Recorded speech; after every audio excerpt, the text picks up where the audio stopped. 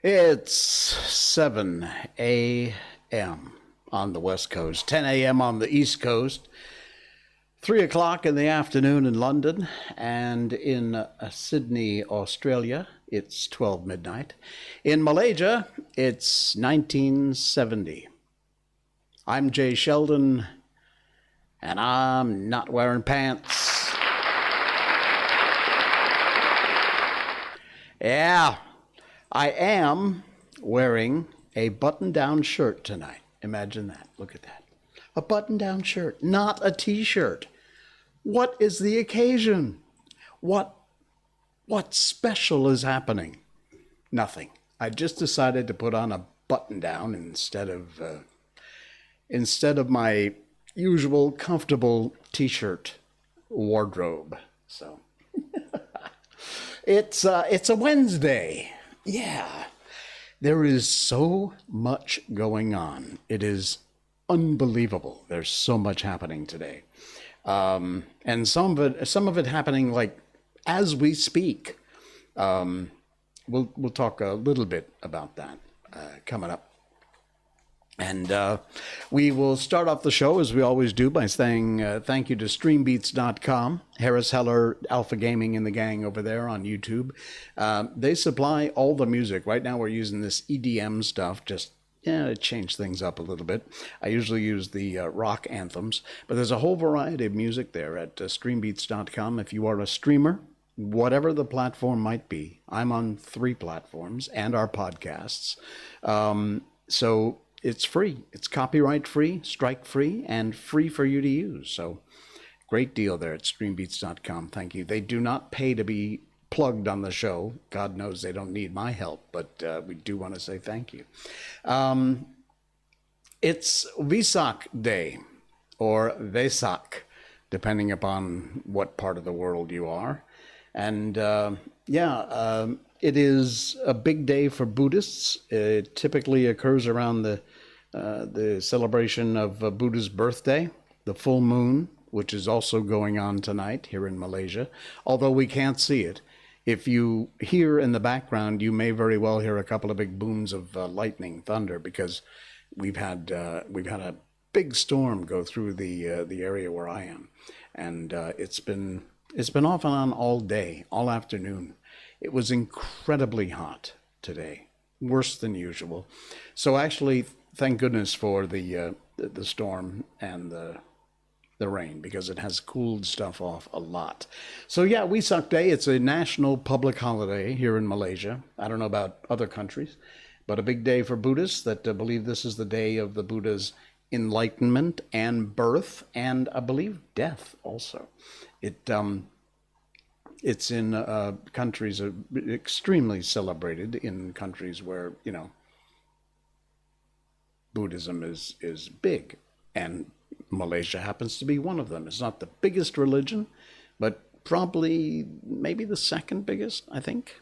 Yeah. All right. So the third biggest religion is trying to get registered to have a vaccine. That's been what everyone has been doing for the last 24 hours. I'll get to that in a second. You may have seen it wherever you are in the world, because it made world news. We had 2 LRT trains. LRT is light rail transit trains, collide face to face, boom. Fortunately, no one was killed. There were a lot of people injured. There were some very serious injuries. Some people are still in hospital in critical condition. The chairman, or whatever he was, and I say was, of Prasarana, that runs and manages the light rail transit system here, embarrassed himself a lot. I'm not going to make a whole lot of comments because, you know, I'm a guest here. I have to be careful what I say. But anyway, he was fired. Hit the road. But anyway, that's literally happened in the last hour or two or three. So that's going on. And most of my Facebook friends are all, yay! So I did see the press conference, and yeah, there you go. So what everyone else was occupied for the most part of today is we have had a vaccine program here in Malaysia for a month, maybe more. And we are using the AstraZeneca vaccine at the moment. Pfizer's coming up, some of the other ones. But, and again, you know my position about the vaccines. I haven't taken one because, no, I mean, not that I haven't taken the vaccine. I haven't taken a position because my position is this, and it still is. A vaccine is your personal choice. You do you. I do me. I'm not going to make a comment about whether or not you want to get one, you don't want to get one. I don't like people who pressure people to get one. I think this is your own private, personal medical information, and it's none of your damn business.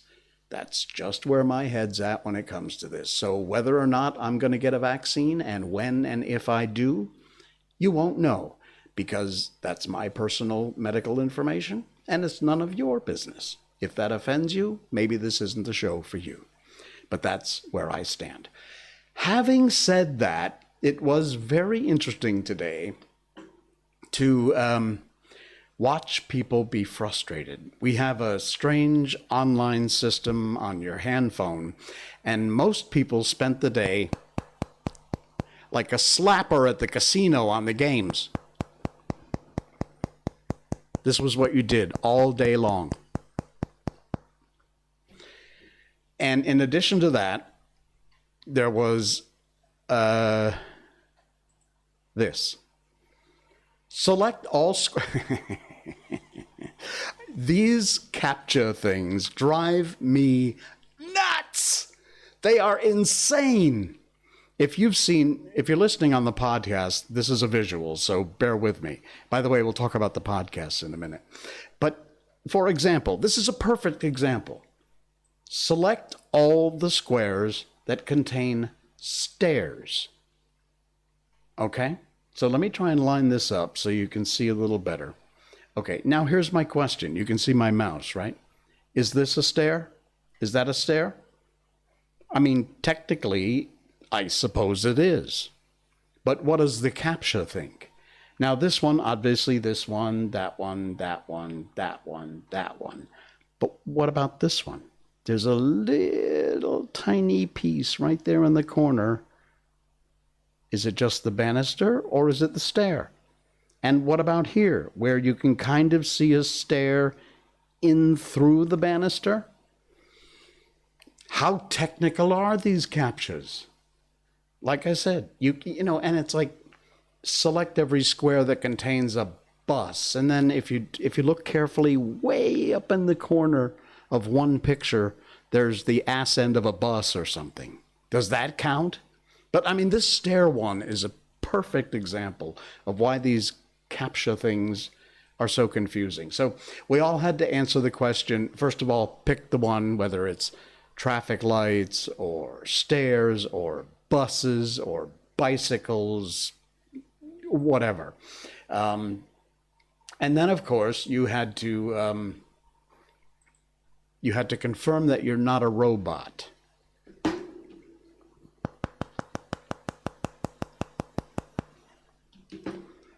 Most of the time it wasn't working. And most of the time our computers wound up looking like this. This wasn't a I don't think this was a public post, so I've hidden who posted it, but said, "Oh, well, I tried. The glitches in the application system need to be addressed pronto." Now, obviously, that's not really the guy's computer, but it's what I'm sure a lot of us would have preferred to do with our computers today. Yeah, trying to figure out what happened. I did have one more, but we'll forgo that. We got a new lockdown here under house arrest in Malaysia. It's not quarantine. Quarantine's what you do to sick people. We're not sick. We are under house arrest. They've got a whole bunch of new rules. Restaurants and things can't be open after 8. And can I just say one thing about that? It's I don't know if it's exclusive to Malaysia, but it didn't used to be that way when I worked in businesses that were in the service industry. And yes, among them was a restaurant. I worked in a restaurant as a waiter for a while. I've done a lot of weird jobs in my life. But in the US, in my experience, when your, let's say, when your restaurant closes at 8 o'clock, that means you take customers and orders at 7:59. You don't stop taking orders at 7:15 because you still have to clean up and refresh and get prep done for the next day so that you can close the door and lock it and leave at 8 o'clock. You take customers until 8 if you say you're open until 8. And then you shut the door at 8, you lock it, and you do all your cleanup and all your prep and everything else after 8. And you stay till 9 or 10 or however long that takes you. The way things happen here, they stop serving at 7:15, because they're going to close and clean up and everything and then leave at 8. So you get home from work, if you're still at the office working, and you try and get some food for dinner, good luck with that. Not gonna happen. Telling you. There's another new rule too that I'm just gonna stick this out there. Each customer is only allowed to be at the malls for 2 hours. I don't know how they keep track of that. Maybe they give you a big watch or something, or a big clock with an alarm on it. But somebody posted this. Each customer allowed only 2 hours at the mall beginning Tuesday. The HAM Association, which is the Husbands Association of Malaysia, hereby requests the government to make this new rule permanent. Thank you. I thought that was great. Oh, man. Yeah. 2 hours, that's it. Get in, shop, get what you need, and get out. Why not? Coffee time. Sorry. Okay. Other things going on in the news that we definitely want to talk about is UFOs. I love the subject. Sorry, if you're not into it, you can skip ahead. But UFOs have been in the news recently, especially in the US, because the government has suddenly decided they're going to play ball and going to talk more about what they've been doing that they previously have either denied or made no comment about. MUFON has been around forever. It's the, this thing is not exactly lined up here. Let me open it up a little bit. Here we go, live editing on the air again. Okay, it's still not exactly going to fit, but that's all right. MUFON is the Mutual UFO Network. They've been around for ages. Most people look at them as some kind of quacks and weirdos, but that ain't happening so much anymore, because the U.S. government and the intelligence services and the military are all saying, yeah, there's something there, and we don't know what it is. Cool subject. I have always believed in UFOs' existence. I've always been fascinated by it. And now certain things are coming out that say, yeah, they exist. They're real. To be fair, they're saying we don't know if this is some other country's technology that we don't know about. And if it is, we're in serious trouble. Or if it's something extraterrestrial. And I watched a video today with a person who's very close to the subject. He's one of the people who interviewed extensively Bob Lazar. And he was saying that his belief is not so much, again, you believe what you want to believe. You do you, like I always say. But he was saying that he more strongly believes that they are interdimensional rather than extraterrestrial, not of this earth. He believes they are from a parallel dimension, another dimension in the whole time space thing, whatever. But anyway, yeah, these are all recent reports to MUFON, the Mutual UFO Network. By the way, the government, I think, calls them UAPs, unidentified aerial phenomenon. I don't know why they go and change it when everyone else says UFOs. Obligated Orb, you're here. Hey, good to see you. Thanks for jumping in.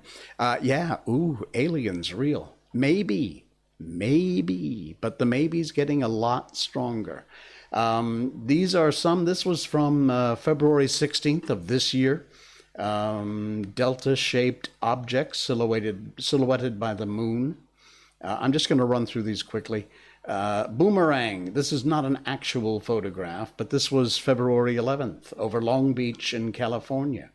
I'll tell you what, the Phoenix Lights case, read up on that, watch the videos on that. The Phoenix Lights case is amazing.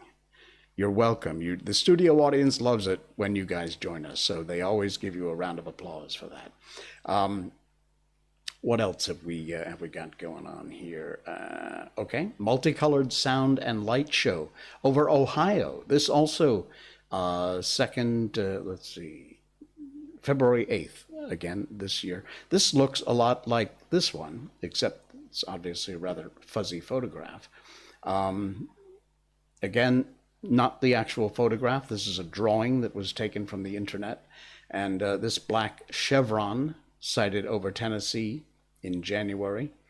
And also in January, near midnight of the new year, Jordan, 3 other witnesses sighted a yellow-orange sphere about 60 degrees above the horizon in Beaverton, Pennsylvania.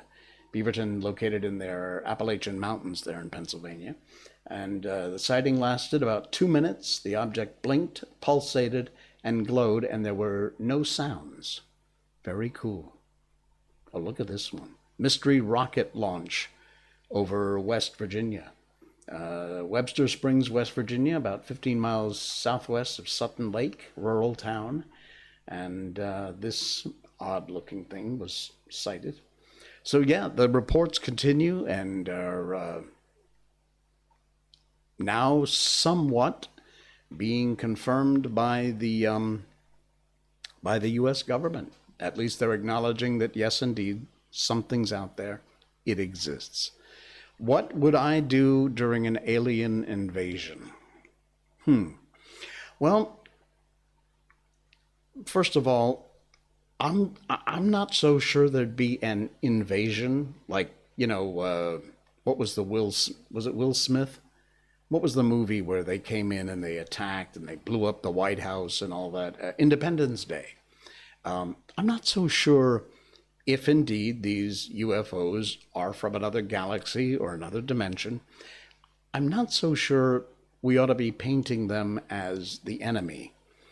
So I'm not so sure I agree with the idea it would be an invasion. If it were one, there's not much we could do because their technology apparently is light years ahead of anything anybody has on this planet. Excuse me. But I'd really like to think that, moreover, they were watching us. They were keeping an eye on what we were doing. I know that a lot of what these unidentified aerial phenomenon have done is been over nuclear facilities. This is proven. There is evidence. They've gone in, shot a light beam down into the silos, deactivated nuclear weapons. This is not Jay being, a conspiracy nut with my tinfoil bodysuit on. Forget hat. These are documented, authenticated, evidence existing cases of this happening. And they seem to be showing us, in fact, the guy earlier today that I was watching the video said the same thing. I tend to agree that they just seem to be saying, stop screwing with this stuff. Stop messing around with this. It'll kill you all. And we can control it if we have to. I'd like to think that's the case. I know that there have also been cases where people have said, look, they're going to use the UFOs as the next big enemy. We always have to have an enemy. We always have to have somebody we're fighting against. And that they would use the UFOs, wrongly so, as the next enemy we have to fight. I hope they don't screw this one up, because this is not one you're going to want to screw with. So, what would I do during an alien invasion? I guess I would just do what I'm doing now and wait for whatever happens to happen, because I don't think there's much we could do. We'll see. Go to sleep and dream. That's what I would do. I would go to sleep and dream, which is a brilliant segue into my next topic, which we're going to talk about in just a second, and that is lucid dreams. You know about lucid dreams? I'll tell you about it in a minute. I want to remind you that we are now a podcast. Yes, you can hear the podcast of this show. It's the audio only. And lucid dreams. Can't wait. You can hear us on iTunes, Apple Podcasts, Spotify, Amazon Music, Google Podcasts, Radio Public, and Stitcher, with more to come. But all 65 episodes we've done of this show are now up as podcasts. And if you wouldn't mind, please go over there. It's free. Subscribe, like, share, listen, download, all those things. Here, there's a list there scrolling across the bottom right now on the live show of where you can find us. And it helps the show to listen, to download, to subscribe, put it under your favorites playlist, and Spotify, iTunes, wherever it might be. And please do that, because it really helps the show. It's free for you, and it helps me out a lot to get the numbers up there. So, indeed. Aquarius C, welcome. Good to have you on board. Listening over there on twitch.tv. We are on Facebook Live. I'm Not Wearing Pants is the channel. Also, YouTube, at the Jay Sheldon channel there. And twitch.tv, Jay Sheldon No Pants. And again, I just was talking about, please do, you can find us as a podcast. Tonight's episode will be up within 24 hours. We'll suck out the audio, do a little editing, and pop it up there on iTunes, Spotify, Amazon, Google, Radio Public, and Stitcher. And if you are listening there, thank you for listening. Appreciate that very much. Alrighty, let's move on into the other thing that I wanted to talk about tonight, and that is lucid dreams. Yeah. You know, whenever I think about lucid dreams, that song Electric Dreams, do you remember that? I think it was the 80s. Together in electric dreams. I can't sing, so. Yeah, but that song always pops in my head every time I think about lucid dreaming. I found lucid dreaming, I've always heard the expression, but I never quite knew what it was. And I dug into it. I stumbled across a YouTube video, I think, talking about it. Oh, I know where it was. There's a guy I listen to who does a regular YouTube show. His YouTube handle is Thoughty2, Thoughty and the number 2, and he does very cool show. He's got millions of subscribers, and the show is excellent. Check it out if you can. But he did an episode about lucid dreams, and if you don't know, basically lucid dreaming is, for those who don't, when you are dreaming in your sleep, but you are consciously aware that you are dreaming, and you can control your dreams. Anything once you get good at it, anything that you imagine, you can make happen in your dreams. And so it's when your prefrontal cortex is still active, so you are conscious, but you are aware that you're dreaming while you're still dreaming. Gotta say hi to Misha. Misha, demigod of discordance. Ayo! Hey, Misha, good to have you aboard. We're talking about lucid dreams. So we just described what it is.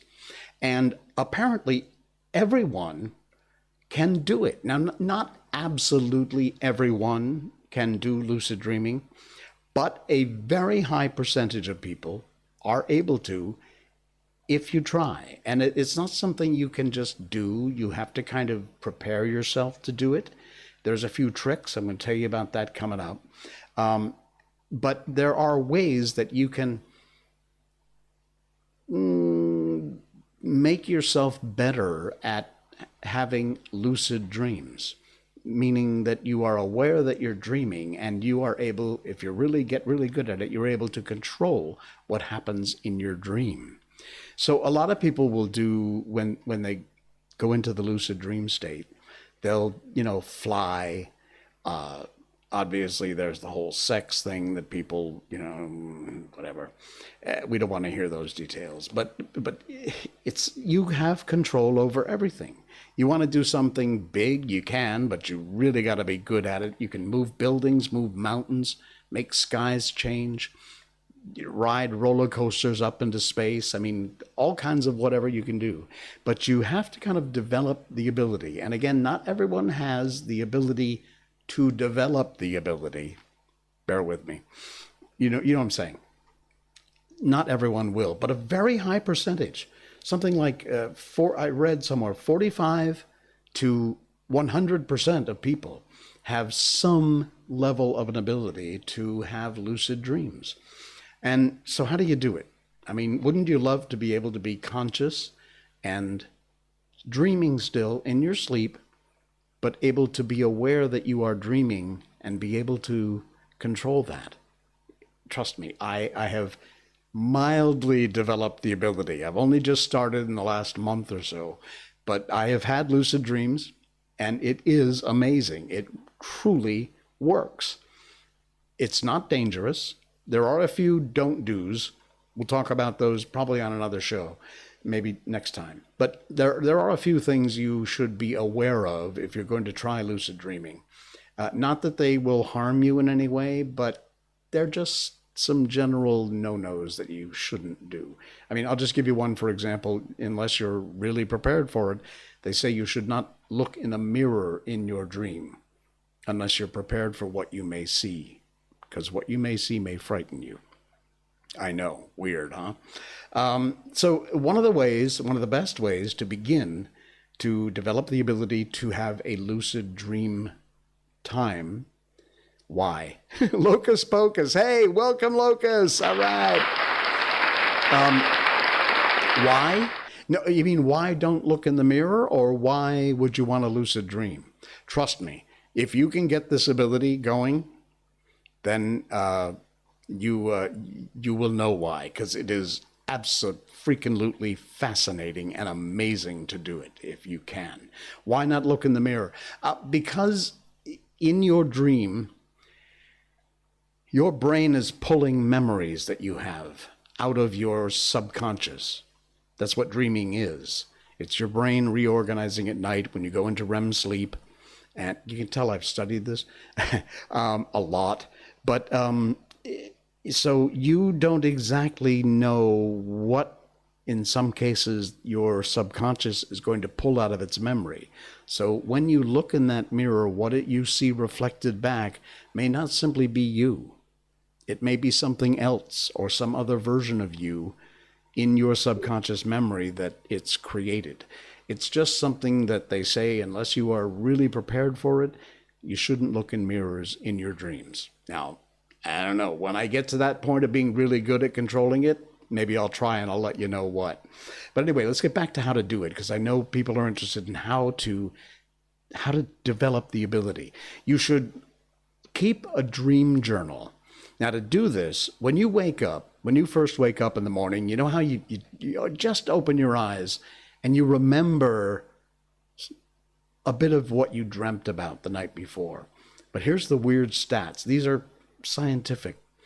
Within a minute of getting up out of bed, you forget like 60-70% of what your dream was.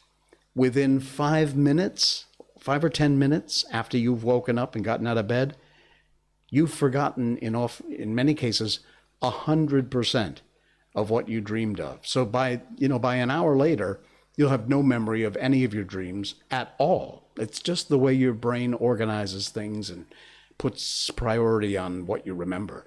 So one of the ways is, when you first wake up, don't get out of bed, don't even move much, keep a journal, a little notepad by your night table, and just write down some notes about what it is that you remember that you dreamed. Flying through the air, riding a roller coaster in space, whatever it might be. Being the star of a baseball game, hitting a home run, or whatever. Just make little notes. They don't have to be big, detailed paragraph stories. Just little notes about what you dreamt. And then get up, start on with your day, because those memories are going to go away. So you've written them down. And your best memories are right when you wake up. When you go to sleep at night, take a look at your journal and review what you dreamt. And you're just reminding yourself what you dreamt.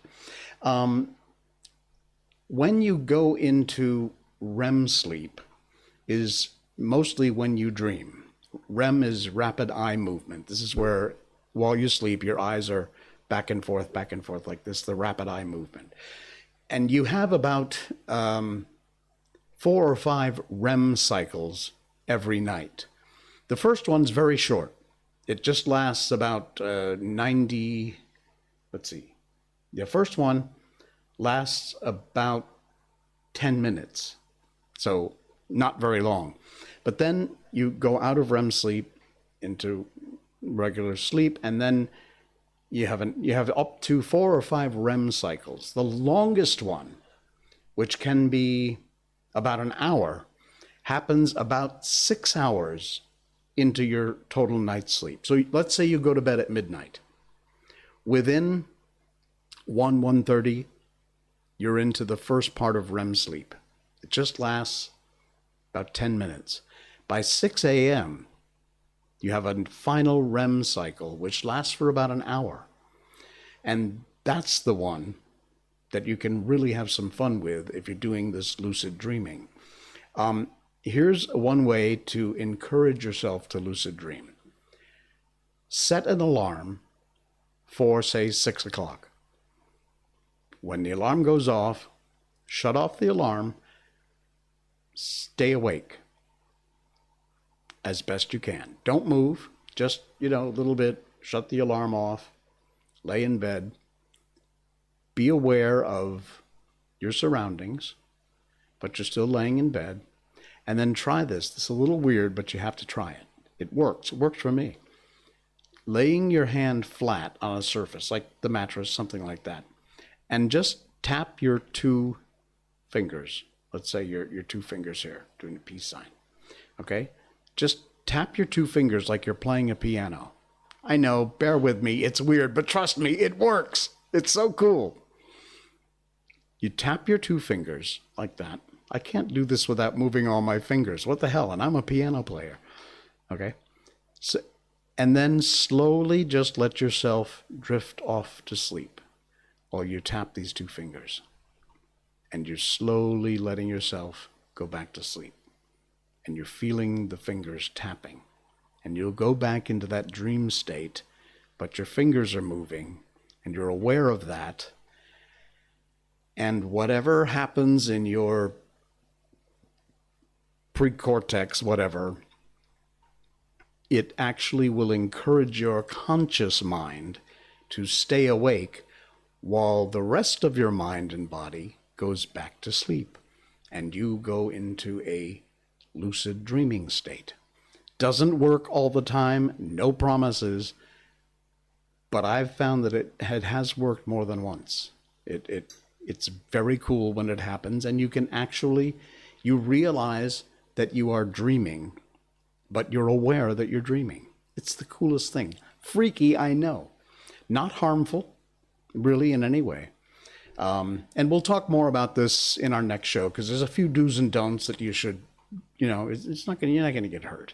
But there are other tips you can do. In fact, one of the things you can do, I know this, again, this sounds strange, but I do it and it seems to help, is be aware that you are awake. Do something when you're awake, like right now. Obviously, this is not a dream. You're awake. Do something that, for example, biting your tongue. If you bite your tongue, you can feel it hurts. I mean, don't really crunch down on your tongue, obviously, but just bite your tongue hard enough so that you get a feeling. You get the feeling, that kind of hurts a little bit. Then when you are in the dream, try biting your tongue. And if it doesn't hurt, you'll realize that you're dreaming. You will be aware that you are dreaming. Again, it's just a little tip, but it's actually helpful. And what also happens is that when you remind yourself during the day that you're awake by, say, biting your tongue, you could count your fingers, you could bite your tongue, you could pull your ear, and then try pulling your ear in the dream. And if there's no feeling there, you realize, oh, okay, that's a dream thing I'm doing. And you become aware. You can see how it connects between when you're awake and when you're dreaming. And your mind kind of plays its own game with those things and says, okay, that doesn't hurt, I must be dreaming. I know, this all seems like tinfoil hat stuff, but you have to trust me, and it is the coolest thing. I'm so glad I found out about lucid dreaming, and I've gotten into it, so it's very cool. There are videos, YouTube, Facebook Watch, you'll find stuff. People have posted a lot of stuff about lucid dreams, do's and don'ts, how to, little tips as to what you can do to encourage yourself to have a lucid dream. Check them out. We missed a bunch of chats while I was rambling about lucid dreaming, but trust me, we'll talk more about it on the next show because people find it fascinating, and I've had some reaction before to it. Misha says, I'm going to go walk today, get something I saw that I took an interest in a 99-cent store yesterday. They're selling the My Arcade NES and SNES controllers for their respective classic consoles for $4.99. That's USD. That's not a bad price. Check my local 99 to see if they sell it there. Well, good luck. I hope you find it. And it's good you get out of the house and move around. Yeah, so that's lucid dreaming. Again, not everyone can, but the percentage of people who can, if you work on it. You can't just say tonight, I'm going to have a lucid dream, good night, go to sleep, and boom, there you go. For some people, it's easier to develop. For other people, it takes a little work. For me, 50-50. It's working sometimes. But trust me, like I said, when it works, it is damn cool. It's truly amazing. I'll tell you about my dreams on the next show. It's a lot of fun. It really, really is.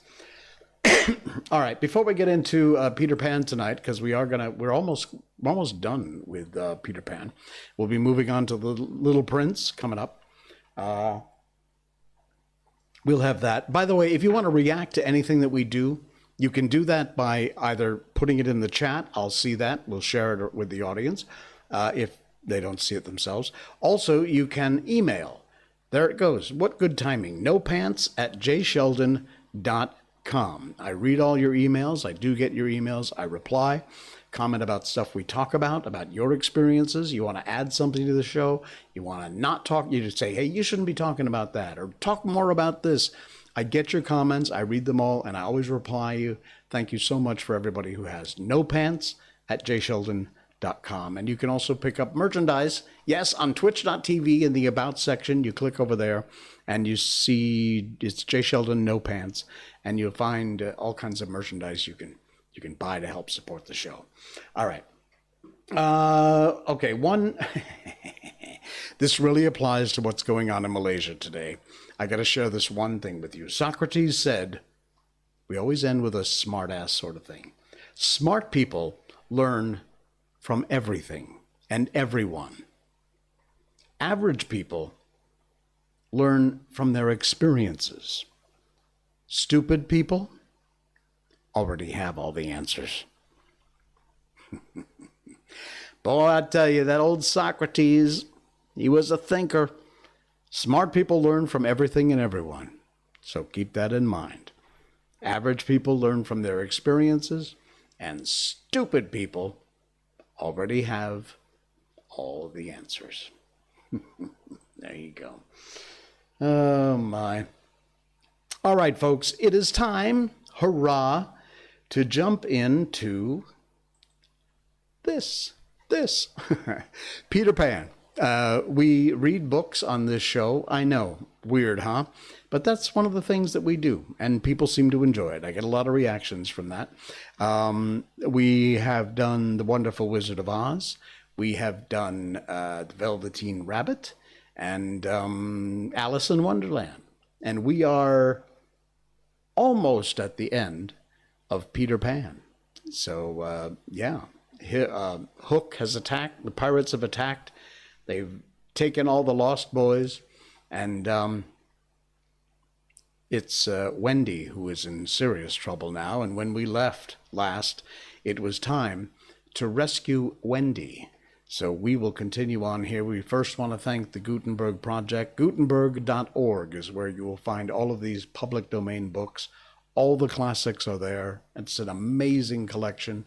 You'll find them in Word doc format, in ebooks, text files, searchable database of all kinds of great public domain books that are available. Gutenberg.org, the Gutenberg Project. Thanks to them. The moon was riding in a cloudy heaven when Peter rose from his tree, begirt with weapons and wearing little else to set out upon his perilous quest. It was not such a night as he would have chosen. He'd hoped to fly, keeping not far from the ground so that nothing unwanted would escape his eyes. But in that fitful light, to have flown low would have meant trailing his shadow through the trees, thus disturbing birds and acquainting a watchful woe that he was astir. He regretted now that he had given the birds of the island such strange names, that they were very wild and difficult of approach. There was no other course but to press forward in redskin fashion, at which, happily, he was very adept. But in what direction? For he could not be sure that the children had been taken to the ship. A light fall of snow had obliterated all footmarks, and a deathly silence pervaded the island, as if for a space nature stood still in horror of the recent carnage. He had taught the children something of the forest lore that he had himself learned from Tiger Lily and Tinker Bell, and knew that in their dire hour they were not likely to forget it. Slightly, if he had an opportunity, would blaze the trees. For instance, Curly would drop seeds, and Wendy would leave her handkerchief at some important place. The morning was needed to search for such guidance, and he could not wait. The upper world had called him, but would give no help.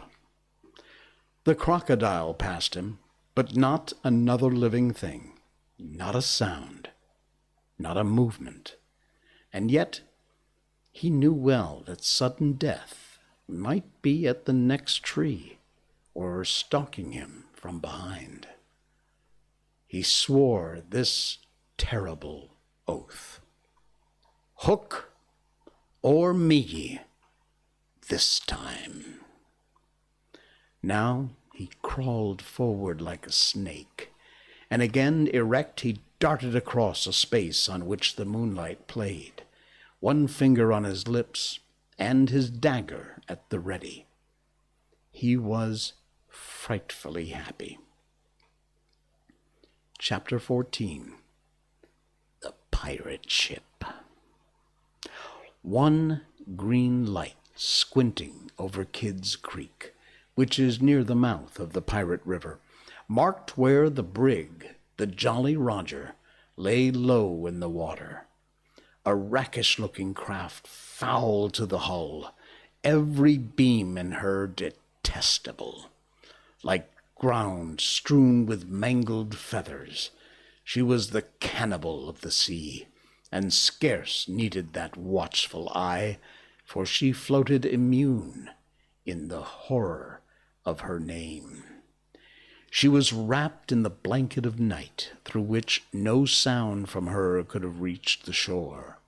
There was little sound, and none agreeable save the whir of the ship's sewing machine, at which Smee sat, ever industrious and obliging, the essence of the commonplace. Pathetic Smee! I know not why he was so infinitely pathetic, unless it were because he was so pathetically unaware of it. But even strong men had to turn hastily from looking at him, and more than once on summer evenings he had touched the fount of Hook's tears and made it flow. Of this, as of almost everything else, Smee was quite unconscious. A few of the pirates leaned over the bulwarks, drinking in the miasma of the night.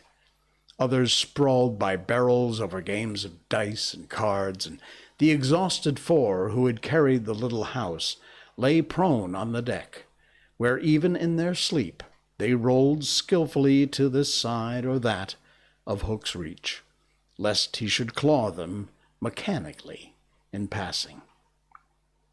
Hook trod the deck in thought. O man unfathomable, it was his hour of triumph. Peter had been removed forever from his path, and all the other boys were in the brig, about to walk the plank. It was his grimmest deed since the days when he had brought barbecue to heel, and knowing as we do how vain a tabernacle is man, could we be surprised that he had now placed the deck unsteadily, bellied out by the winds of his success? But there was no elation in his gait, which kept pace with the action of his somber mind. Hook was profoundly dejected.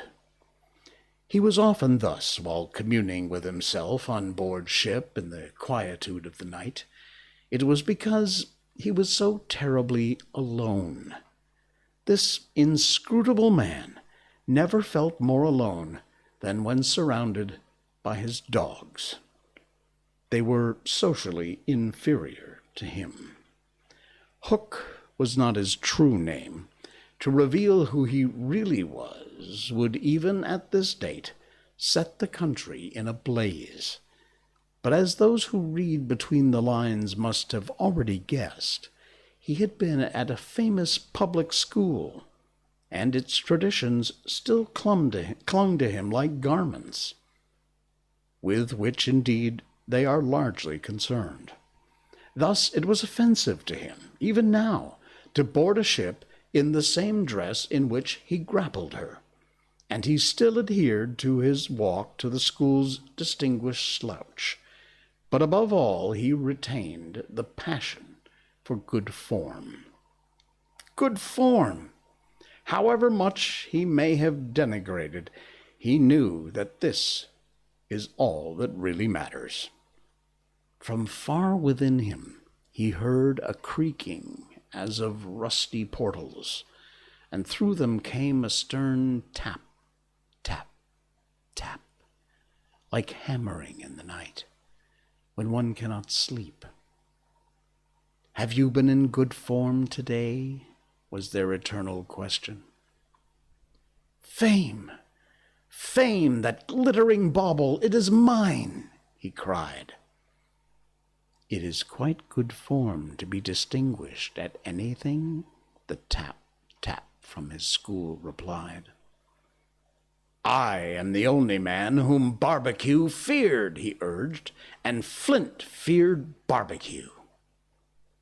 "Barbecue? Flint? What house?" came the cutting retort. Most disquieting reflection of all, was it not bad form to think about good form? His vitals were tortured by this problem. It was a claw within him sharper than the iron one, and as it tore him, the perspiration dripped down his tallow countenance and streaked his doublet. Ofttimes he drew his sleeve across his face, but there was no damming that trickle. Ah, envy not Hook. There came to him a presentiment of his early dissolution. It was as if Hook Peter's terrible oath had boarded the ship. Hook felt a gloomy desire to make his dying speech, lest presently there should be no time for it. Better for Hook, he cried, if he had less ambition.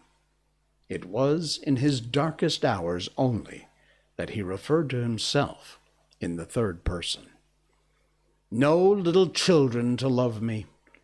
Strange that he should think of this, which had never troubled him before. Perhaps the sewing machine brought it to his mind.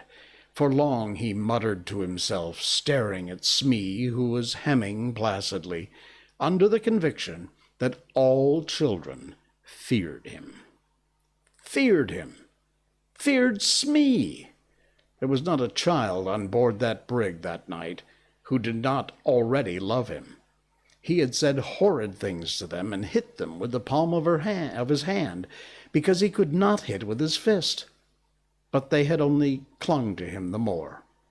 Michael had tried on his spectacles.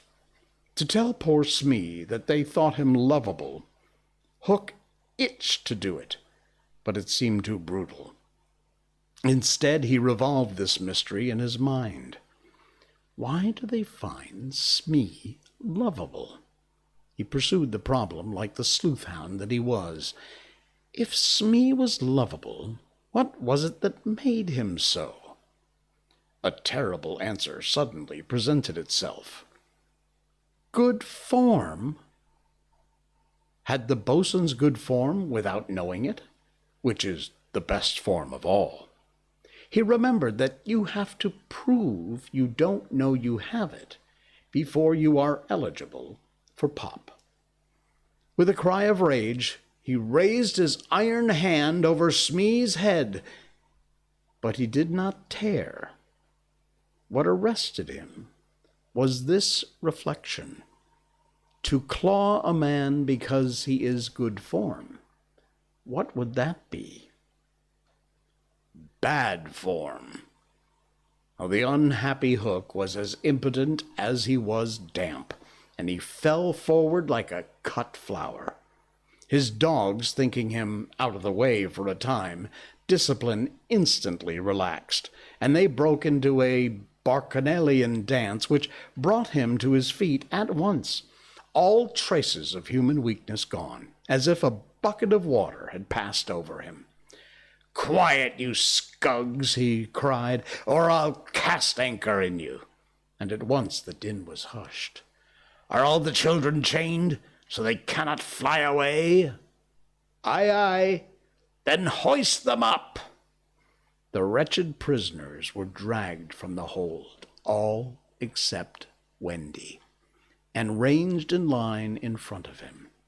For a time he seemed unconscious of their presence. He lolled at his ease, humming, not unmelodiously, snatches of a rude song and fingering a pack of cards. Ever and anon the light from his cigar gave a touch of color to his face. "Now then, bullies," he said briskly, "6 of you walk the plank tonight, but I have room for 2 cabin boys. Which of you is it to be?" "Don't irritate him unnecessarily," had been Wendy's instructions in the hold. So Toodles stepped forward politely. Toodles hated the idea of signing under such a man, but an instinct told him that it would be prudent to lay the responsibility on an absent person. And, though a somewhat silly boy, he knew that mothers alone are always willing to be the buffer. All children know this about mothers and despise them for it, but make constant use of it. So Toodles explained prudently, "You see, sir, I don't think my mother would like me to be a pirate. Would your mother like you to be a pirate, Slightly?" He winked at Slightly, who said mournfully, "I don't think so," as if he wished things had been otherwise. "Would your mother like to be a pirate, Twin?" "I don't think so," said the first twin, as clever as the others. "Nibs would—" "Stow this gab!" roared Hook, and the spokesmen were dragged back. "You, boy," he said, addressing John, "you look as if you had a little pluck in you. Didst ever want to be a pirate, my hearty?" Now John had sometimes experienced this hankering at maths, prep, and he was struck by Hook's picking him out. "No, I once thought of calling myself Red-Handed Jack," he said diffidently. "And a good name, too. We'll call you that here, bully, if you join." What do you think, Michael?" asked John. "What would you call me if I join?" Michael demanded. "Blackbeard Joe." Michael was naturally impressed. "What do you think, John?" He wanted John to decide, and John wanted him to decide. "Shall we still be respectful subjects of the king?" John inquired. Through Hook's teeth came the answer. "You would have to swear, 'Down with the king.'" Perhaps John had not behaved very well so far, but he shone out now. "Then I refuse," he cried, banging the barrel in front of Hook. "And I refuse," cried Michael. "Rule Britannia," squeaked Curly. The infuriated pirates buffeted them in the mouth, and Hook roared out, "Then seals your doom it does. Bring up their mother, and get the plank ready." They were only boys, and they went white as they saw Jukes and Checo prepare the fatal plank. But they tried to look brave when Wendy was brought up. No words of mine can tell you how Wendy despised those pirates. To the boys there was at least some glamour in the pirate calling, but all that she saw was that the ship had not been tidied for years. There was not a portal on the grimy glass of which you might not have written with your finger, "Dirty Pig," and she'd already written on it on several. But as the boys gathered round her, she had no thought, of course, save for them. "So, my beauty," said Hook, as if he spoke in syrup, "you are to see your children walk the plank." Fine gentleman though he was, the intensity of his communings had soiled his ruff, and suddenly he knew that she was gazing at it. With a hasty gesture he tried to hide it, but it was too late.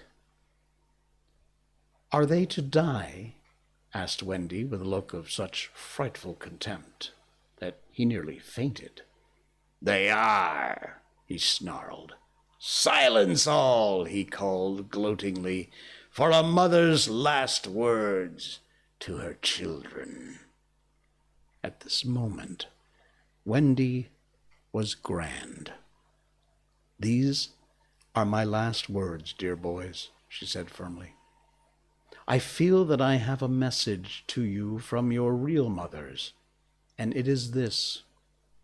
We hope our sons will die like English gentlemen. Even the pirates were awed, and Toodles cried out hysterically, I am going to do what my mother hopes. What are you to do, Nibs? What my mother hopes. What are you to do, twins? What my mother hopes. John, what are... But Hook had found his voice again. Tie her up, he shouted. It was Smee who tied her to the mast. See there, honey, he whispered. I'll save you if you promise to be my mother. But not even for Smee would she make such a promise.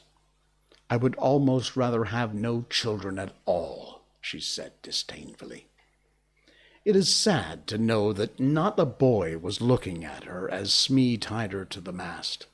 The eyes of all were on the plank, that last little walk they were about to take. They were no longer able to hope that they would walk it manfully, for the capacity to think was gone from them. They could only stare and shiver. Hook smiled on them with his teeth closed and took a step toward Wendy. His intention was to turn her face so she could see the boys walking the plank one by one. But he never reached her. He never heard the cry of anguish he hoped to wring from her. He heard something else instead. It was the terrible tick, tick, tick of the crocodile. And that seems like a good place to leave it. Until next time. Peter Pan! Wow. That was a good chapter. Dang cool. All right. Guys, thank you so much for sharing part of your night with me, or your morning, wherever you may be. Thanks so much. Again, you can subscribe and follow our podcast. We appreciate that. You'll find us on iTunes, Spotify, Google Podcasts, Radio Public, Spectre. We're on all the places your favorite podcasts are, so please do. And this show itself, our live show, will be up in the next 24 hours. You can also check us out. So, I had a great time tonight. We talked about lots of stuff. Next time, we will continue our talk about lucid dreaming, maybe some UFO stuff, and we'll see what else happens between now and then. Lord only knows what this is going to bring. It's going to be a weird one. All right, guys, again, thanks so much for joining, and I will see you on Saturday night. I'm Jay Sheldon, and I'm not wearing pants. Good night.